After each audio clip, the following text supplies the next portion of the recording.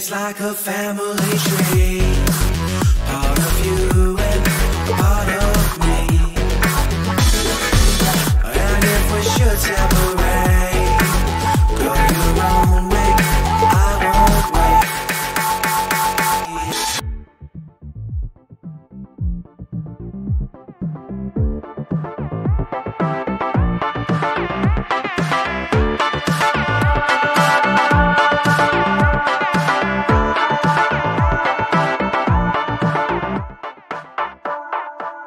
Bring the funk back.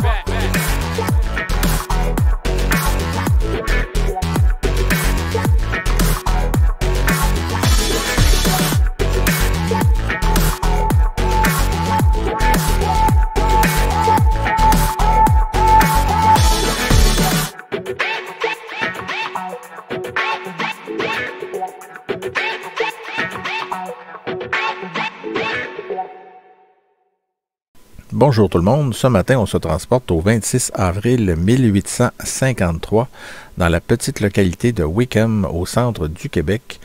Cette journée-là, il y a un dénommé William Ezra Brainerd qui était de retour chez lui, donc chez sa mère qui était veuve depuis un certain temps.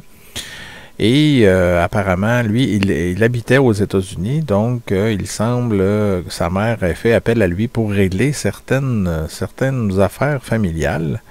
On en comprend que ça avait rapport avec le testament, donc la succession, probablement incluant les legs là, des terres et tous les biens, peut-être du père qui était décédé et tout ça. Mais à un certain moment, William Ezra Brainerd s'est disputé solidement avec sa mère qui s'appelait Nancy Heard, et il l'a même traité de menteuse parce que, principalement, on le comprendra, elle l'avait écarté tout simplement de l'héritage, donc il n'hériterait de rien finalement. Donc quand il a compris ça, ça a été la colère noire évidemment. Et, surprise, William était armé d'un revolver, c'est ce que les comptes rendus disent, et non pas d'un pistolet, parce qu'on sait que jusqu'ici, quand il a été question de pistolet, souvent on imagine que c'est un pistolet à un coup, un peu comme, je sais pas dans quel film vous voyez ça, les mousquetaires et tout ça, mais le revolver a été inventé par Samuel Colt dans les années 1830 aux États-Unis. Donc là, nous sommes en 1953, une vingtaine d'années après.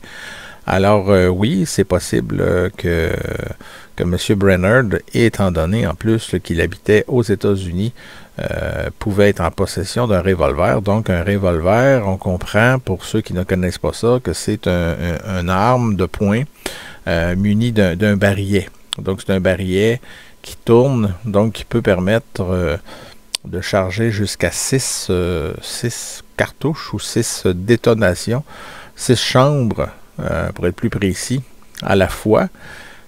Mais à l'époque de Brainerd, c'était des armes, comme on appelle en anglais Captain Ball, c'était à poudre noire, donc il fallait charger les chambres une à une. Donc on imagine que quand il a tiré, son arme était déjà chargée à ce moment-là, qu'il l'avait peut-être cachée sur lui.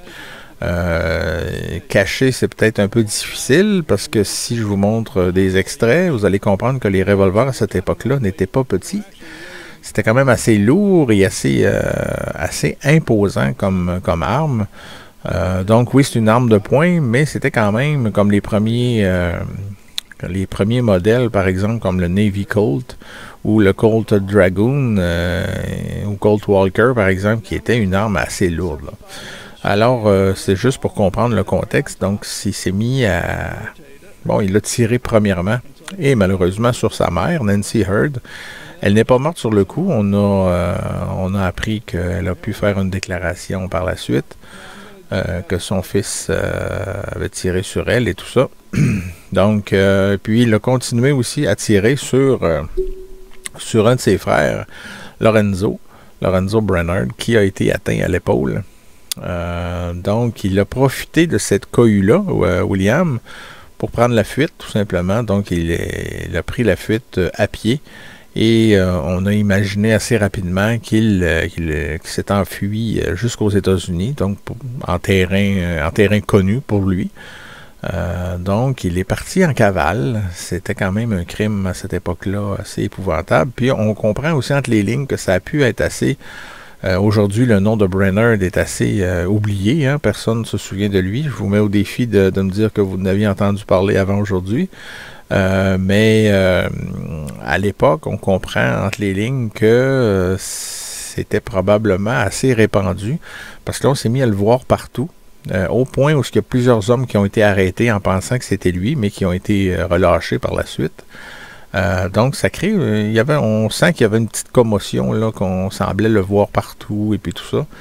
Et d'autant plus que sa cavale a duré quelques années. Donc, on s'est mis à l'imaginer un petit peu comme un fantôme, si on veut. Il hantait le comté, on le voyait un peu partout, et tout ça. Et c'était pas nécessairement faux, parce que en janvier 1860, il y a un homme qui est revenu dans le secteur de Wickham, et puis ce qui a donné lieu à cet article, je vais vous en lire un extrait, qui a été publié dans l'Ère Nouvelle du 30 janvier 1860, et ça dit ceci: un homme assez bien mis, portant un petit sac de voyage à la main, descendait lentement le chemin de Melbourne à l'Avenir, ça c'est en Estrie, et se rendait à Wickham. L'apparence de cet étranger voyageant à pied piquait la curiosité des passants. Quelques-uns trouvaient qu'il ressemblait à Brennard, mais s'attendant si peu à le rencontrer, ils n'osaient en croire leurs yeux. Donc, il y en a déjà qui ont pensé que ça pouvait être lui. Et effectivement, ça va s'avérer être lui. Une fois qu'il a atteint Wickham, là, c'est sûr qu'il revenait sur les lieux de son crime. On dit toujours qu'un criminel revient sur les lieux de son crime, et c'est effectivement le cas avec M. Brennard, 7 ans plus tard, mais on ne sait pas pourquoi. Est-ce qu'il avait encore des comptes à régler, ou il voulait voir qui habitait la terre et tout ça? On ne sait pas préciser. Le fugitif est même entré dans une maison appartenant à un certain Boisvert, mais qui, lui, 7 ans plus tôt, cette maison-là était habitée par l'un de ses frères de Brennard. Fait qu'on imagine qu'il avait l'intention de rencontrer au moins un de ses frères. Lui a été surpris, évidemment, de voir que son frère n'habitait plus la maison. Fait qu'il a repris sa route, tout simplement. Il est reparti assez rapidement. Mais par contre, Boisvert, qui il habitait pas la maison 7 ans avant, mais connaissait quand même Brennard, donc l'a reconnu assez facilement. Puis c'est lui qui a sonné l'alarme. Donc Brennard a été finalement arrêté quelques jours plus tard, alors qu'il se réchauffait près d'un poêle dans un hôtel de Lennoxville. Donc, il avait eu le temps de parcourir une bonne distance là, avant de se faire arrêter. Et quand il a vu les autorités, il a mis la main sur la crosse de son revolver. Donc, il a fait une tentative peut-être de résister à son arrestation. Son revolver était dans son pantalon. Mais il a finalement opposé aucune résistance. Donc, il a quand même prouvé qu'il était capable de réfléchir un petit peu. Donc, William Ezra Brennard, quelques mois plus tard, a subi son procès au palais de justice de Trois-Rivières, parce que ça tombait sous la juridiction de Trois-Rivières à cette époque-là, Centre du Québec et Mauricie. Le jury a délibéré durant une vingtaine de minutes pour le condamner, le reconnaître coupable. Et aussitôt, à cette époque-là, quand on était reconnu coupable de meurtre, aussitôt c'était la sentence qui allait avec, donc la peine de mort. Puis on dit, de ce qu'on dit, les journaux à cette époque-là, c'est que, bon, il serait resté quand même assez froid. Aucune réaction, puis bon, voilà. Quant à son exécution, ce qu'on raconte, c'est qu'il a été pendu le 26 octobre 1860. Bon, encore une fois, selon les journaux, Brainerd a été exécuté à 11 heures le matin. Et on rapporte qu'il est mort, ça je prends les mots de l'époque, il est mort dans l'endurcissement, ayant jusqu'au bout refusé les sacrements et toute consolation religieuse. Ces derniers mots ont été blasphématoires. J'ai pas vu ça souvent dans les condamnés à mort, en particulier ceux sur lesquels j'ai écrit 2 volumes là, à partir de 1867 jusqu'à l'abolition en 1976. J'ai pas vu ça souvent. Un condamné qui jusqu'à la toute fin s'est rebellé puis voulait rien savoir, puis même en étant jusque blasphématoire et tout ça. Alors, c'est ça, ça prouve peut-être l'endurcissement, le fait que ce soit un criminel ou un genre de déséquilibré à quelque part. Monsieur Brainerd est considéré aujourd'hui comme le 3e pendu dans l'enceinte de la vieille prison de Trois-Rivières. Là, vous allez me dire 3e. On a vu le premier il y a quelques semaines, même plusieurs semaines, avec Noël François qui a été le premier. Donc là, vous allez me dire, on passe du premier au 2e. Donc Noël François en 1825 et maintenant en 1860. Donc qui a été le 2e? Le 2e, nous allons le voir plus tard parce que la façon de procéder de façon chronologique, j'ai classé les causes, les dossiers, si on veut, par les dates de crime.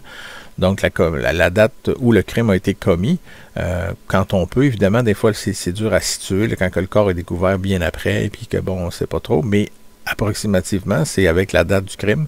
Donc, ici, il y a 7 ans d'écart avec le crime et la pendaison, si on veut. Donc, il va falloir attendre 1860 avant de voir le 2e pendu, parce que lui, il a commis pas 1860, pardon, dans les années un petit peu plus tard. Donc, on va le voir quand même bientôt. Il reste 2 balados encore. Donc, la 3e balado, ça va être notre 2e condamné à mort, le 2e pendu à la prison de Trois-Rivières, qui s'appelait Théberge. Donc, Brainerd, pour en revenir à Brainerd, ben, c'est les cas particuliers. Je vais voir avec vous. On va parcourir le dossier judiciaire qui a été préservé à BANQ, à la Bibliothèque et Archives nationales du Québec. C'est toujours bien intéressant, ces choses-là. Donc, on va voir maintenant ce que les archives peuvent nous montrer, peuvent nous apprendre de plus sur ce crime-là qui a coûté la vie à Nancy Heard, je le rappelle. Dont on voit le nom ici, Body of Nancy Heard, donc le corps, l'enquête du coroner qui a été menée sur le corps de Nancy Heard. On voit bien ici, l'enquête du coroner a été faite en date du 13 mai, parce que Madame Heard a quand même mis quelques semaines avant de succomber à sa blessure qui lui a été occasionnée par son fils, je le rappelle. On voit ici « Witnesses under recognition ». Je suis très bon en anglais, c'est merveilleux. Donc, on voit la liste des témoins ici. Lorenzo Franklin Brainerd, Horace Brainerd, M. Fowler, Griffin, puis un dénommé Vallée. Donc, c'est un peu à ça que ressemble l'enquête de coroner.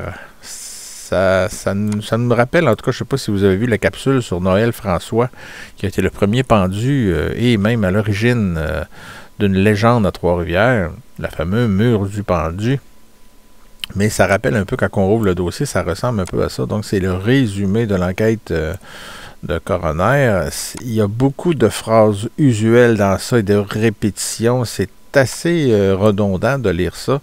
Donc, je vais passer quand même assez rapidement parce que ça ne nous en apprend pas beaucoup sur les faits que je vous ai résumés tantôt. Donc, on a eu l'essentiel, mais je voulais quand même que vous le voyiez.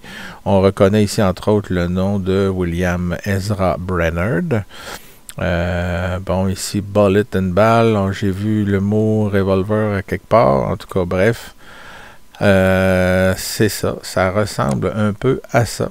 Du scribouillage, finalement. Bon, ici, on voit, je vais m'arrêter un petit peu sur celui-là. C'est un document qui, bon, fait partie de l'enquête de coroner, encore le 13 mai, pour dire que l'enquête a été faite. Et c'est signé V. Guillet, ici, coroner. V, c'est parce que je le savais, là, parce que c'est pas évident que ce soit un V, mais parce que M. Guillet était connu à cette époque-là. Donc, c'est Valère Guillet, qui a été coroner dans le district de Trois-Rivières quand même de nombreuses années. On pourra peut-être y revenir, peut-être pour faire une balado sur lui, si je récupère assez d'informations, ce serait intéressant. J'en avais trouvé à l'époque, là, il a quand même été coroner jusqu'assez tard dans sa vie. Donc, il était assez âgé, je me rappelle plus quel âge il avait, mais il a été coroner durant quelques décennies, disons. Alors, on voit son nom partout là, pour ces époques-là. J'ai même un de mes ancêtres qui est mort dans les années 1860 et c'est lui qui a fait l'enquête. Mais bon, cet ancêtre-là est mort dans des conditions naturelles, mais quand même, ça avait été couvert par lui. Donc, je voulais juste m'arrêter sur M. Guillet, qui est un personnage, des fois, c'est ça que ça permet aussi, quand on étudie les crimes, de découvrir de l'histoire autour, pour mettre de la viande autour de l'os, comme j'ai l'habitude de dire. Donc, ça naît, ça, M. Guillet, qui a travaillé beaucoup pour la communauté. Donc, voilà. Donc, les documents qui suivent, c'est surtout pour, bon, ça nous en apprend pas beaucoup plus sur l'enquête de coroner. Il y a beaucoup de formalités dans ça. Donc, qui résume l'enquête. Et ici, on voit les beaux gants de caoutchouc en temps de COVID, là, qui, c'est super sexy. Il y a beaucoup de... Même, il y a des choses qui semblent concerner d'autres enquêtes, parce qu'il faut comprendre que, oui, lui a fait son enquête sur le décès de Nancy Heard, mais le responsable du crime s'est enfui. Donc, ça a pris... quand même du temps. Donc, l'enquête de coroner restait un peu en attente. Donc, j'ai l'impression qu'il y a des documents qui se sont accumulés en raison de cela. Puis, il y a même des notes de frais aussi, tout ça. Faut que vous voyez, là, on est rendu au 5 juin 1853 ici. Donc, je vais passer un petit peu plus vite, mais ça permet aussi de montrer aux gens l'état, parfois, de certains documents, qui est difficile. C'est pas comme les procès, par exemple. La plupart des procès que j'ai étudiés pour en écrire des livres, donc ceux que j'ai vraiment approfondis au maximum, sont plus récents, donc sont mieux conservés que cela généralement.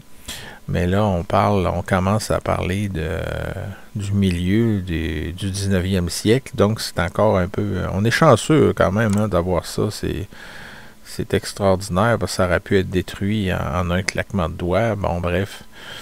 encore des petites notes de frais, tout ça. Je vais passer quand même rapidement là-dessus. Donc, finalement, ici, on voit que sur cette lettre-ci, qui date de juillet 1853, que Valère Guillet, donc le coroner, faisait l'état de ses comptes, là, parce que probablement, j'en déduis que parce qu'on ne retrouvait pas, il ne pouvait pas clore son enquête finalement tant qu'on n'avait pas retrouvé, mais... monsieur avait quand même besoin d'être payé parce qu'il y avait beaucoup de déplacements sur le territoire, entre autres. Donc ici, on voit des notes je donne ça comme exemple, des notes de frais à Wickham, en date du 13 mai 1853, qui a une chambre qui a été louée ici, là, ma chambre, pour tenir l'enquête du coroner de Nancy Heard, veuve de feu Ezra Brainerd. Et voilà, c'est le genre de note de frais qui peut se retrouver dans les enquêtes de coroner pour toutes sortes de raisons. Donc maintenant, après l'enquête de coroner, ici, c'est le dossier, on voit là, de la façon extérieure du dossier, de quoi ça a l'air en 1860. Donc on voit que ça a été ouvert là, ici le 5 février, donc quelques jours après l'arrestation de M. Brainerd, alors qu'il revenait dans son patelin. Donc, c'est à ça que ça ressemble un dossier judiciaire de cette époque-là. Évidemment, ça ne ressemble plus à ça aujourd'hui. Mais voilà, c'est juste pour vous donner une idée. Donc, c'était en anglais, la langue usuelle, encore une fois. Mais la reine contre William Ezra Brainerd, mais cette fois-ci, ce n'est pas l'enquête de coroner, c'est le dossier judiciaire pour accusation de meurtre. Donc, brièvement, on voit même les résumés là, sur le dessus. Ça a été rempli le 5 février. Plaidé non coupable, ici on voit. Trial, le procès a été fixé pour le 12 septembre. Le procès s'est déroulé le 12 septembre. Le verdict, guilty, donc coupable. Ici même, on a le résumé de quelques témoins en bas. Je ne sais pas s'ils sont tous là, mais il y a eu au moins 5 témoins dans cette affaire-là. Et la particularité, quand on fouille dans le dossier de M. Brainerd, c'est ceci. Une toute petite enveloppe qui est marquée poésie. Oui, vous avez pas bu trop de vin rouge. C'est de la poésie de M. Brainerd. Rien de moins. Un condamné à mort et un meurtrier qui fait de la poésie. Mais bon, dans ce cas-ci, je ne vais pas juger. Il y a des critiques qui sont meilleures que moi de ce côté-là pour de la poésie. Mais ça reste que c'est de la poésie de condamné à mort. Donc, il ne faut pas s'attendre à du grand Baudelaire. Ça ressemble un peu à ça. Ça a été une transcription. Je ne sais pas si ça a été imprimé après, parce que on voit que même si c'est de la poésie, ça a été imprimé. Donc, c'est pas de la main de M. Brainerd directement. Mais ça a été écrit au son. Alors, monsieur savait plus ou moins bien écrire, mais se permettait quand même de faire de la poésie. Donc, voilà, de la poésie à Saint-Sou, mettons, là, mais quand même, c'est particulier. C'est la première fois que je vois ça, là, pour un meurtrier, là, qui ont gardé de la poésie sur le... En tout cas, bref, si vous voulez vous faire plaisir, vous pouvez lire ça au son. C'est assez... c'est pas très agréable à lire, là, bref.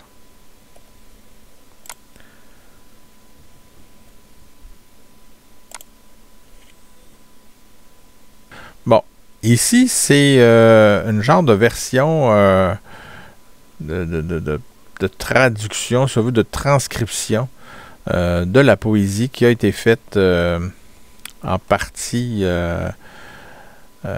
par un employé de BANQ Trois-Rivières, donc Éric Lamotte-Sirène, que je salue en passant, qui m'aide tout le temps dans mes recherches assez régulièrement. Donc, c'est ça, il y a eu une tentative de traduction du mot à mot à un anglais plus convenable, si on veut. Après ça, on peut toujours traduire au français, mais bon, est-ce que ça vaut la peine de traduire vraiment la poésie de M. Brainerd? Je vous laisse en juger. Donc ici, on a la déposition au procès, mais c'est comme la déposition faite le 13 mai 1853 qui a été déposée. Donc, on peut parler quasiment de, je pense, de pièce à conviction ici. C'est la déposition de Lorenzo Franklin Brainerd, donc le frère du meurtrier. Donc, on voit ici sa déposition, en gros. Ça résume, ça vient rejoindre le résumé que je vous ai fait au départ, là, l'action du revolver et tout ça, là. Bon, ici, ce qui est intéressant de lire dans la déposition de Lorenzo, c'est que il décrit un peu la scène, là. Il était occupé à regarder les papiers de ma mère, donc on se remet dans le contexte du jour du crime. Donc, William, c'est ça, on parle de William ici.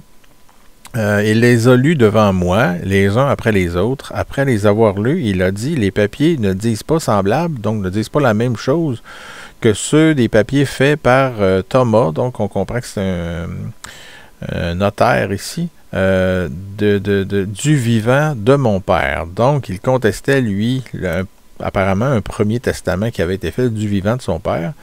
Ma mère a répondu que, là, je vais rajouter que parce qu'il semble manquer des mots, les papiers ne peuvent plus avoir été changés vu que c'est un vieil original qui a été enregistré aux Trois-Rivières. Donc, il s'obstinait là-dessus. Est-ce que William avait imaginé le Premier Testament?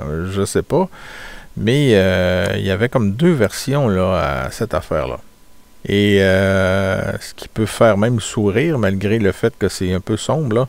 Là-dessus, le dit William Ezra Brainerd a répondu en sacrant qu'elle était une vieille menteuse et a ajouté que le Squire Thomas, donc le notaire, était un vaurien et qu'il en tire revanche. Il était alors pris près d'une table. Il s'est levé en faisant des jurements, donc il continue à sacrer, dans le fond, à injurier, terrible, et disant qu'il aurait revanche. Donc, il me faisait déjà des menaces là, sur le coup. Ensuite, il est entré dans la chambre du... c'est pas mal difficile à lire. Quand il a été entré, j'ai enlevé une espèce de craquement et je crois qu'il se couchait alors sur le lit. Il peut avoir été 1 minute ou plus dans la dite chambre, après quoi il en est sorti avec les bras pendants, sa main gauche étant cachée par la jupe de son surtout, ou je sais pas quoi, son manteau, là, j'imagine. Ma mère et moi, nous étions assis côte à côte près de la table et, en s'avançant, il regardait en haut et j'ai alors pensé qu'il voulait chercher quelque chose dans une armoire. Il s'est alors approché de 3 ou 4 pieds près de ma mère et dans ce temps, il se trouvait en face avec moi, en levant la main gauche avec un pistolet à 6 coups. Et voilà, on a notre réponse là, sur le fameux revolver avec un barillet de 6 coups. Il a tiré un coup sur ma mère. Ma mère est alors tombée de mon côté et m'a pris par le bras. Elle m'a appelé par mon nom en demandant de l'aide en me disant que William l'avait tué. William s'est alors tourné vers... On va continuer avec la prochaine page. Vers moi et a déchargé un autre coup du dit pistolet sur moi, lequel a porté au-dessus du cœur, pardon, je m'excuse, porté au-dessus du cœur du côté gauche. J'ai alors dit à William de me laisser la vie un instant pour me donner le temps d'aller chez Horatio, mon frère, pour lui recommander mes enfants. Bon, bref, on voit le drame là, de tout cela. C'est assez triste. Il aurait arrêté de tirer, mais là, on comprend qu'il lui restait encore 4 chambres ou 3 de charger, parce qu'il faut comprendre que ces armes-là, souvent, il y avait une tendance, les coups partaient tout seuls. Donc, ce que plusieurs personnes faisaient, c'est qu'ils chargeaient seulement 5 chambres sur 6 pour laisser le chien vis-à-vis une chambre vide pour éviter les accidents. Donc, c'est possible qu'il avait juste 5 chambres de charger, donc 5 balles au lieu de 6, mais c'est possible aussi qu'il en ait eu 6. Et ça se poursuit comme ça, sur quoi il a dit, bon, tous de la même... là, il semblait... comment je dirais ça? Brainerd semblait en vouloir à la terre entière, là, ajoutant qu'il tuerait toute la famille et qu'après, il se tuerait lui-même. Et en finissant il a levé le pistolet pour tirer encore sur moi. En le voyant ainsi déposé, mais reconnu d'avoir une petite comme à la main et levé pour le frapper, mais on ne sait si je l'ai frappé ou non.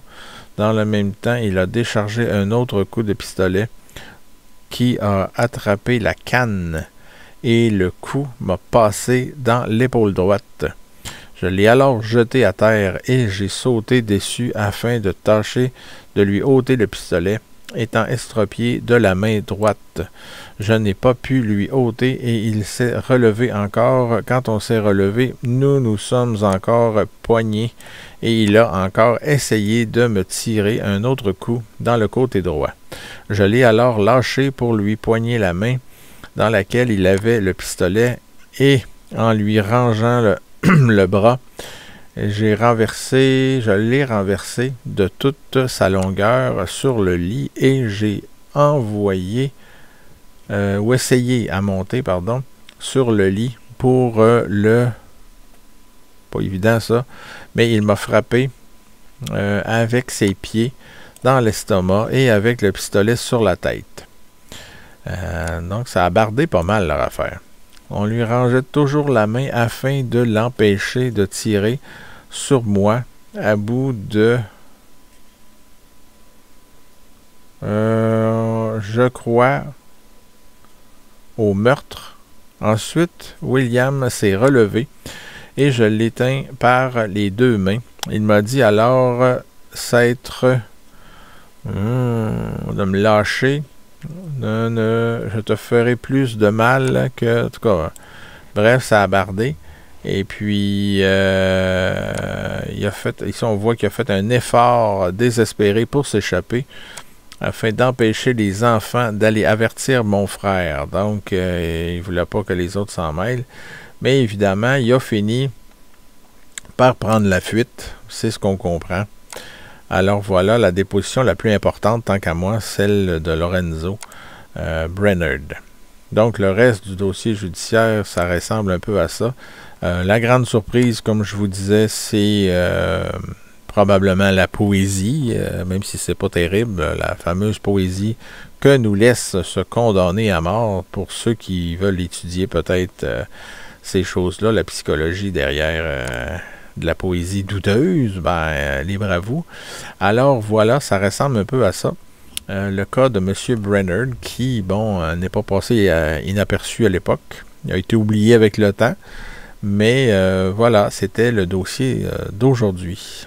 Merci beaucoup. Au revoir.